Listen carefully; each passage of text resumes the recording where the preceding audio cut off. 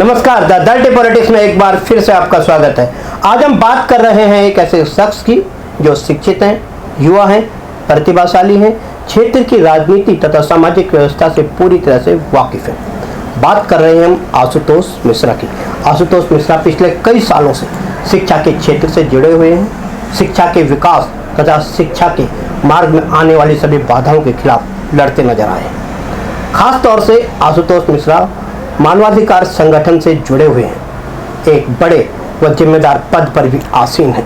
आशुतोष मिश्रा लगातार उस वक्त सामने आते हैं, खास तौर से अपनी भूमिका निभाते हैं जब किसी के अधिकारों का हनन हो रहा हो, और उसी के तहत आज हम आशुतोष मिश्रा की जीवन शैली, उनके किए गए सामाजिक कार्य, सामाजिक दायित्व, शिक्षा के क्षेत्र में किए गए उनके कार्य व मानवाधिकार से संबंधित कार्यों में उनकी भूमिका आदि के विषय में विशेष तौर पर चर्चा करने जा रहे हैं आशुतोष मिश्रा से।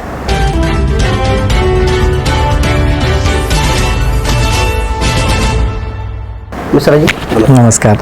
सबसे पहले क्राइम रिपोर्टर्स टीवी न्यूज़ के सभी दर्शकों को मेरा प्रणाम, नमस्कार। राज भाई आपको भी नमस्कार। और मैं धन्यवाद देना चाहूँगा हमारे all India council of human rights, liberties and social justice के जो अध्यक्ष हैं श्री राजू एंथनी जी, और जो सर्वोच्च न्यायालय सुप्रीम कोर्ट के वकील हैं, उनको मैं धन्यवाद देना चाहूँगा। और सभी मेरे सहभागियों को, जो हमारे साथ हैं, उन सभी मेरे समर्थकों को मैं बहुत बहुत प्रणाम, नमस्कार और धन्यवाद देना चाहूँगा। मिश्रा जी, आप लंबे समय से शिक्षा के क्षेत्र से जुड़े हुए हैं। आपने ऐसे क्या कार्य किए हैं कि जिनका कि उल्लेख करना आवश्यक हो जाता है? जी देखिए, शिक्षा, आज भी मैं सबसे पहले एक शिक्षक हूँ, और शिक्षण के कार्य करते करते अगर मेरी प्राण चली जाए तो मैं समझूंगा कि मैं बहुत भाग्यशाली हूँ, मैं बहुत खुशनसीब हूँ, क्योंकि शिक्षा देना मेरे लिए एक पैशन है, प्रोफेशन से ज़्यादा पैशन है। तो इसके लिए मैं जो शिक्षा के क्षेत्र में जो मैं काम कर रहा हूँ, यही मुझे करते रहना चाहिए, ऐसा मैं मानता हूँ। इस समय देखा जा रहा है कि शिक्षा में बाजारीकरण बहुत ज़्यादा हो गई है। ऐसी स्थिति में गरीब और निम्न वर्ग के जो बच्चे हैं, उनको शिक्षा कम कीमत पर उपलब्ध करवाना सरकार के लिए भी चुनौती है। ऐसी स्थिति में आपका क्या दायित्व आता है और किस तरह की चुनौतियों का आप सामना कर रहे हैं? जी, बहुत ही सही सवाल आपने किया है राज शर्मा जी। मैं आपको बताऊं, क्योंकि पिछले 5 साल से, वैसे तो हमें 9 इयर्स हो गए एजुकेशन में, लेकिन पिछले 5 साल से भाटपारा विरार पूर्व में हमारा Vivekanand coaching and commerce classes चल रहा है। उसके माध्यम से, या जहां कहीं भी मैं पढ़ाता हूं, उसके माध्यम से मैं हमेशा ये प्रयास करता रहा हूं कि शिक्षा का बाजारीकरण नहीं किया जाए और कम फीस में कैसे हम बेहतर दे सकते हैं। अभी हम सीबीएसई पैटर्न का स्कूल ओपन करने जा रहे हैं, ऑलमोस्ट ओपन हो गया है। तो उसमें भी ऐसा है कि हमने ये विचार रखा है कि कैसे सीबीएसई पैटर्न के जो बेसिक्स हैं वो कैसे बच्चों को दिया जाए। यानी कि मेरा कहने का मतलब है कि गरीब बच्चे भी जो बड़े इंटरनेशनल स्कूल्स में, सीबीएसई के स्कूल्स में जो शिक्षा दी जाती है, वो कहीं ना कहीं हमारे आसपास जो हमारे समाज के जो बच्चे रह रहे हैं, उन सबको वो शिक्षा डिजर्व करते हैं, वो इस चीज को डिजर्व करते हैं। तो उन्हें कम, मान लीजिए, लागत मूल्य पर अच्छा शिक्षा मिलना चाहिए, ये ऐसा मेरा मानना है। हम पहले भी जो गरीब बच्चे हैं लेकिन पढ़ने के इच्छुक हैं, ऐसे बहुत सारे बच्चे भी हैं जिनको रिसोर्सेस अवेलेबल नहीं है, हालांकि वो पढ़ना चाहते हैं, ब्राइट स्टूडेंट हैं, लेकिन उनको रिसोर्सेस अवेलेबल नहीं है। ऐसे बच्चों को, 10% बच्चों को मैं हर वर्ष बिना फीस लिए ही मैं शिक्षा देता हूं। और आज भी मैं इस चैनल के माध्यम से जो क्राइम रिपोर्टर्स टीवी न्यूज़ के दर्शक हैं, उन सबको मैं ये बता देना चाहता हूं कि जो भी बच्चे विरार पूर्व में, ऐसे जो भी बच्चे जो पढ़ाई करना चाहते हैं, उनके अंदर पोटेंशियल है, वो पढ़ाई करना चाहते हैं, लेकिन किसी कारण, बस मान लीजिए रिसोर्सेस अवेलेबल नहीं होने के कारण वो पढ़ाई बीच में रोक देते हैं, या फिर नहीं कर पाते हैं, या फिर अच्छी शिक्षा नहीं कर पाते हैं, मैं उनको ये बोलना चाहता हूं कि बहुत जिम्मेदारी के साथ मैं ये कह रहा हूं, ऐसे बच्चे जो हमारा एक जो बेसिक टेस्ट है उसको पास करेंगे, इससे हमें पता चलेगा कि बच्चे के अंदर पोटेंशियल है, वो कर सकता है कि नहीं। उसके बाद में मुफ्त शिक्षा, बहुत ही जिम्मेदारी के साथ कह रहा हूं सर, मुफ्त शिक्षा देने का काम मैं विरार पूर्व में, कुम्हारपाड़ा में करूंगा। और पिछले 5 साल से मैंने किया भी है, मेरे पास डेटा है, लेकिन ये सब बताने के लिए नहीं होता, इसलिए। चलो ठीक है।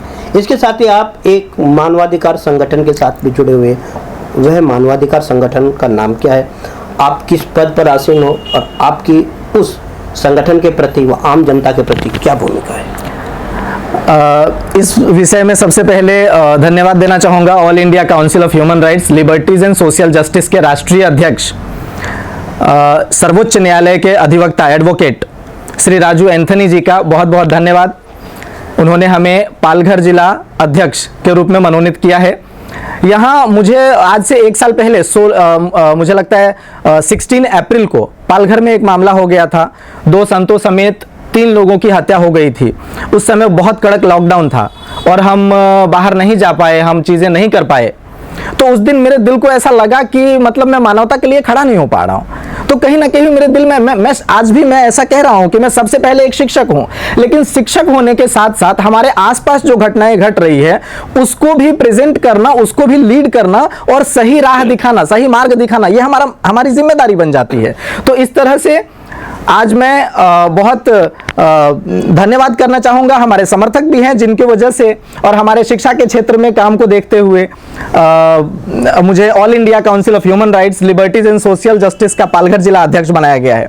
और मैं अपनी जिम्मेदारी को निभाने के लिए मैं अपनी जान लगा दूंगा और मैं अच्छे से जिम्मेदारी निभाने की कोशिश करूंगा।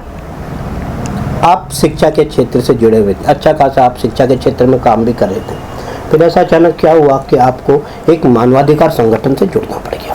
1993 में मानव अधिकार संरक्षण अधिनियम बनाया गया था 1993 में, और ये मुझे आंकड़ा इसलिए याद रहता है, मेरा बर्थ ईयर है, मैं उसी साल पैदा हुआ था। तो 1993 में मानव अधिकार संरक्षण अधिनियम आया था। इसमें ऐसा था कि मानव अपने अधिकारों की रक्षा के लिए एक ऐसा संगठन होगा, मान लीजिए एक ऐसा एनजीओ होगा जो मानवाधिकार कहलाएगा। और मानव मीन्स हम सब जो मानव हैं तो हमारे बेसिक राइट्स तो हैं ही। मान लीजिए किसी के साथ ज्यादती हो रहा है, किसी को झूठे केस में फंसाया जा रहा है, किसी को मान लीजिए निर्मम तरीके से मारा जा रहा है, सताया जा रहा है, तो वो मानवाधिकार का हनन है।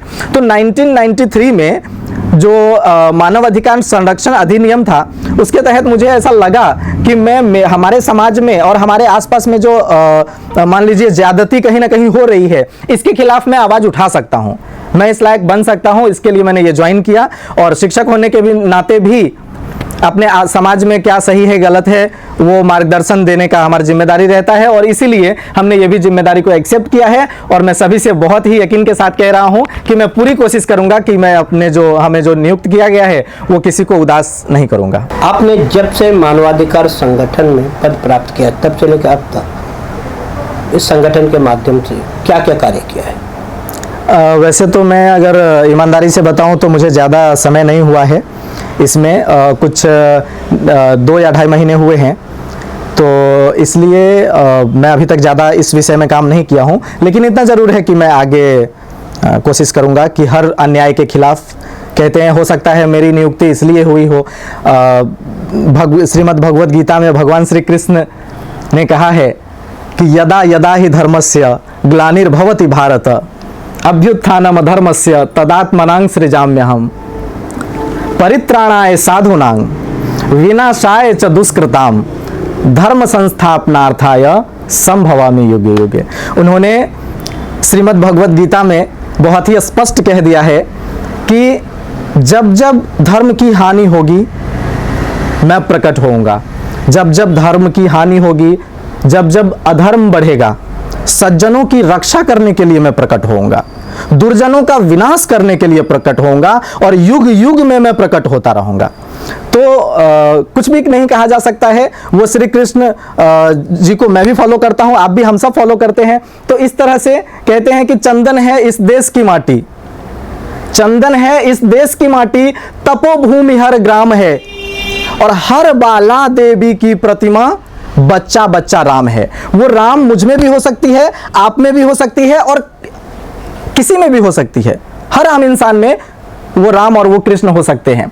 तो कहीं ना कहीं हमारे जो जीवन का जो प्रयास है वो सकारात्मक दिशा में होनी चाहिए, ऐसा मैं मानता हूं, और इसलिए जो कदम है वो सकारात्मक ही होंगे, मैं ऐसा विश्वास रखता हूं सर। देखिए, आप लंबे समय से शिक्षा के क्षेत्र से जुड़े हुए हो, अब आप मानवाधिकार संगठन से भी जुड़ गए हो, सामाजिक कार्य भी कर रहे हो, अब आपको पहचानने वालों की संख्या पहले की अपेक्षा काफ़ी ज़्यादा हो गई है। कहीं आपको ऐसा नहीं लगता कि अब वह माकूल समय है कि आप किसी राजनीतिक पार्टी का दामन थामकर आगामी वसई विरार शहर महानगर पालिका के चुनाव में भी शिरकत कर अपना भाग्य आजमाएं? देखिए, मुझे लगता है इस काम के लिए थोड़ा जल्दी हो जाएगा।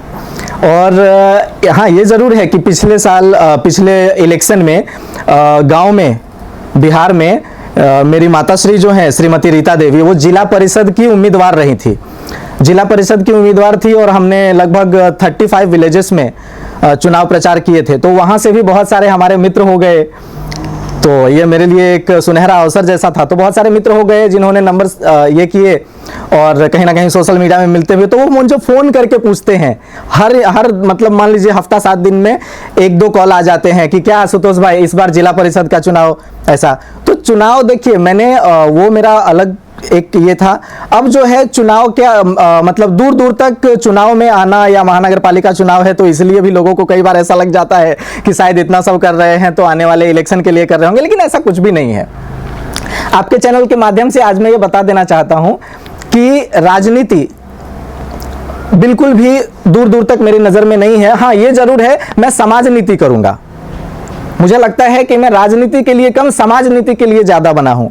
मैं मेरे आसपास और मैं दुनिया की भलाई करने से पहले, जहां मैं रायपाड़ा में रह रहा हूं, कुम्हारपाड़ा में रह रहा हूं, विरार पूर्व में रह रहा हूं, पूरा पालघर जिला ही मेरा कार्य क्षेत्र है आज के समय में।